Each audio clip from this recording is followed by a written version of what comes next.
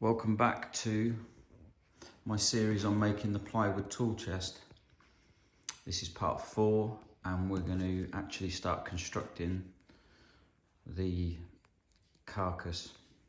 Actually, we're going to get to a stage where we've got it to a rectangular cube ready to clean up and then cut the lid off in the following video.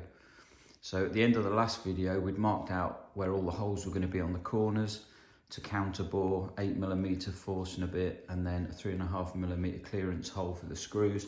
So that's for these corners. Underneath that paint, on that one, there are counterbore fittings. You wouldn't notice it, you wouldn't see it. They're plugged over the top of the screw head, sanded and then painted. So you will have got to this stage where you've marked out your 9mm from the end. You've then drilled with an 8mm Forstner. You've then done your 3.5mm clearance hole if you're using 3.5 gauge screws. And the next step is to get that assembled, which I'll go through now. Getting the first corner together is the most difficult bit of it really, because you've got two panels that want to fall over and are unsupported. And you haven't put fixing in yet. Once you've got that first corner done and that L shape stands up on its own, it's much easier to work your way around. My tip would be, once you start seeing it come together, there's a tendency just to rush and start drilling and whacking screws in, because we just, that's what woodworkers, we like seeing things made. And this is the time to just hold yourself back and say, right, I've got to get this first corner square. If I can get this first corner square and just set nicely, it makes it really easy for the others. And it also makes all the next parts of the process, when you're trying to line up edges, get fit hinges, get lids to close properly. Rushing this part will make that more difficult for you.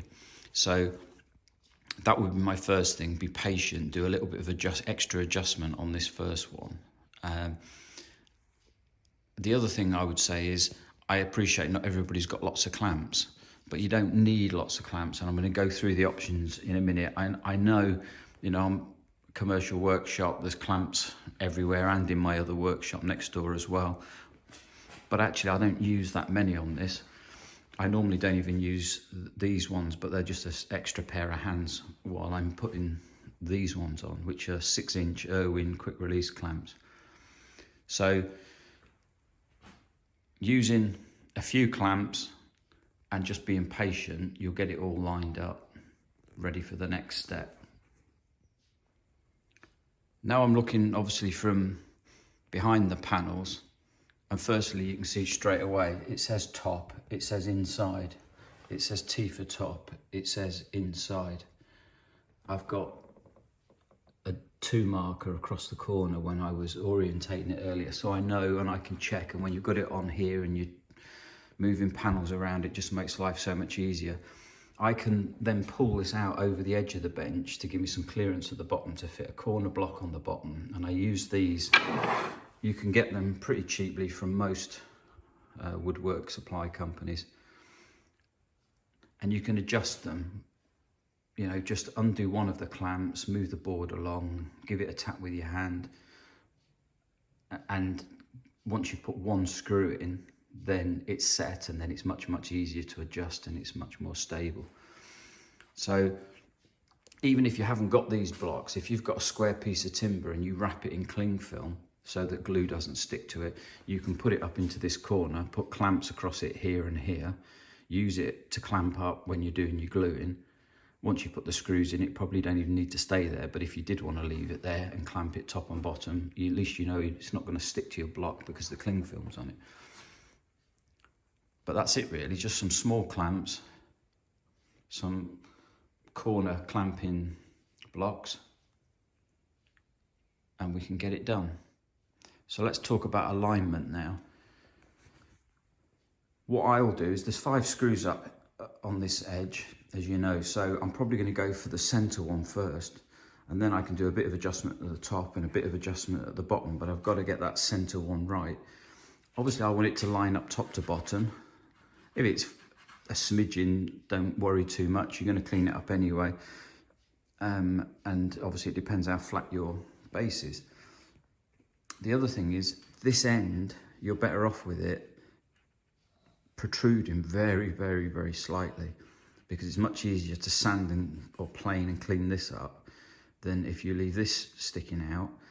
As soon as you start to clean this up, you'll lose the very thin faced veneer that will be on it, and it'll start to get that appearance of two different. Now, if it's down here, not so bad, you're going to paint it, but if it's at the top part where that is going to be seen, you don't really want that, and you don't want to be messing with that panel. So just leaving this so that it literally just catches your nail.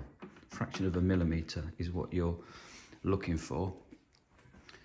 And what we're going to do is 3.5 gauge screws. We're going to pilot drill it with, you can test it on a block yourself, and with a lot of these screws, if it's good quality ply, you wouldn't even really need to pilot drill it, but you don't want to risk splitting your ply. So for what time it takes, 2mm drill bit, pop it through the clearance hole, getting it as central as you can. And what I tend to do is pilot one, and after I've piloted it, I immediately put a screw in it. That keeps that one in place. Then I can work my way along. And basically what you're going to do is dry assemble the whole thing.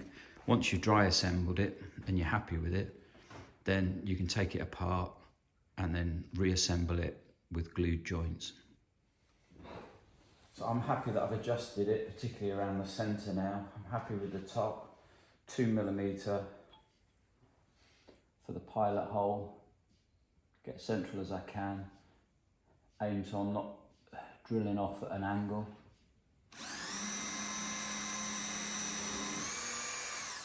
Pilot done.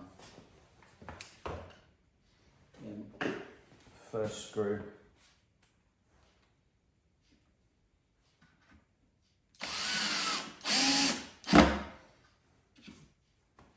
And that's the first one in, so now it's more secure, and now I can have a play around with the clamps and just make sure that I'm happy that everything's stayed square, and then work my way around the box. So I was filming a time lapse actually of me putting it together, and the time lapse actually caught me putting the last big panel up against, and while I balanced it, it fell off the bench. And of course, like toast landing butter side down, it dented the corner, and I'm thinking, oh, it's not so bad, because if it's a bottom corner, it's going to get covered up with a plinth. And of course it wasn't. It was what I've set as the top.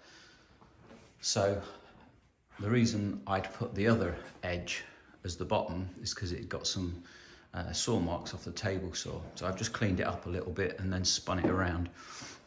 So that will now be the bottom. But the reason is just to mention is that now it's where I've got three sides. This is screwed in this corner and this corner.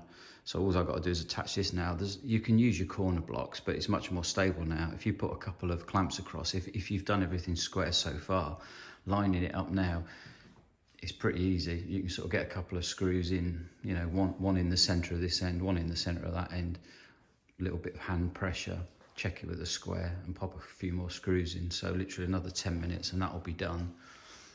I'm annoyed because I dented the corner, but it's a plywood tool chest and it's going to have, that point there that's damaged is now going to be covered by the skirt, but it still annoys me. So I'm going to start putting the top and the bottom on. I'm actually going to start with the bottom, and the reason being is that quite often these longer panels, when you measure across here, you'll get your 459, but when you measure in the middle, because the pressure, you'll get a little bit of a bend on these. So what I do is put it on trestles, saw benches, blocks, whatever it is, put a clamp in reverse, and obviously that is now the top. That just pushes that open a couple of mil to get it to what you need it to be consistent along. Then I can fit the bottom on. The bottom is then the clamp, because that holds everything in place. That means when I flip it back up to work on the top, everything's already pretty much set and I don't have to do much adjustment on the top. And on the top, I can't get a clamp in then because I'm making it a full cube. So whether you do the top first or the bottom first is up to you, pros and cons, but actually putting a clamp in spreading position so that you can just make sure everything aligns nicely, before you glue and screw your top and base on is probably a good thing. Now you can lay your panel on, see that you're happy with the amount of clearing up you've got to do. I've got a bit extra there, so I'm going to mark a line underneath that, plane that off before I put it on because it'll be easier. And to make sure I put it back in the same orientation, I've put a B and a B. So for planing, I just put a couple of waster blocks underneath to support it and stop the ends getting damaged. Pop it in the vise and skim over it a few times. So now I'm just marking out to drill the holes, which are just countersunk holes to screw the base and the top to the box. We've already got this set at 9mm from before anyway, so you can give yourself a tram line all the way around. I'm just using my Festool.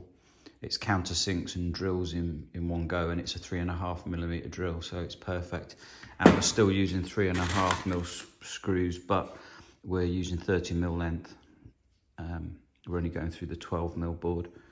So I'll show you the spacings, but pretty much you can make them up and spread the screws around. I'm sort of going a couple in from the corner, about 40mm, so they've got strength near the corner where the casters are going to go, and then they're literally about hundreds all the way along. So you can do your tram line all the way around, mark out your spacings. If you want to take this board off, it's just sat on here, and put it on a piece of scrap MDF and drill it so that you've not got breakout on the back from your drill, you can do. It's the correct thing to do. But actually, I'm just going to lean it over into the space and drill them, because if there is a tiny bit of breakout, these Festools drill really nicely. And if there is any breakout on the back, it's then going to be breakout that's not seen anyway, because I'm going to move it back to the middle of the 18mm, put some glue on and screw it together. So for a little bit of speed, with it being it's a tool chest, and you've got a lot of screws to put in top and bottom, you know, I would just be leaning over into the space and drilling them all, and then screwing them all while you're in the same position. So I've applied a little glue. I've pre-drilled all the holes, as in the countersunk holes in the top board. Applied a little bit of glue, put it in position. When I'm happy that there's a little bit of overlap all the way around and it's positioned right, I've put a screw in this end and a screw in this end, and then I've gone round and pilot hole drilled all of them at 2mm, just to prevent any risk of splitting the ply. If it did, because I'm doing the base first, the plinth's going to be there anyway, but if it splits on the inside, you're going to see it. And then I can just pop along and out, and I just need to drive all these screws home. I've got this set on torque 12 on the Festool, and it takes it nicely below the surface. If I wanted to fill it and I stopped a little bit early, I could go a little bit further down with it, but it's the base, I don't care. It's when I get to the top that it matters, because I need to be able to fill it and paint it. So I'm going to finish that one off, turn it over and start on the top. Okay, so I decided to do most of the cleaning up of the edges as well, so it's now a complete cube. I'll go around the edges and check a little bit more, but that's pretty much ready to have the top cut off. But that is definitely for another day and another video. So I'm going to tidy up the workshop, because it looks like that and like that. And in the next part, I'm going to cut the lid off, and then we're into cleaning up the edges, casters on, hinge fitted, and we're starting to look like a box with a lid, a usable item. And then we can get into all the dust seals and skirts, and finally fitting out the inside. But you can see it doesn't take long to pull this around. You can sand quite liberally down towards the bottom, because you know the plinth's going to go on there. You know, and you know you're going to paint most of it. So I'll be back with the next stages as soon as I can. Thanks for watching.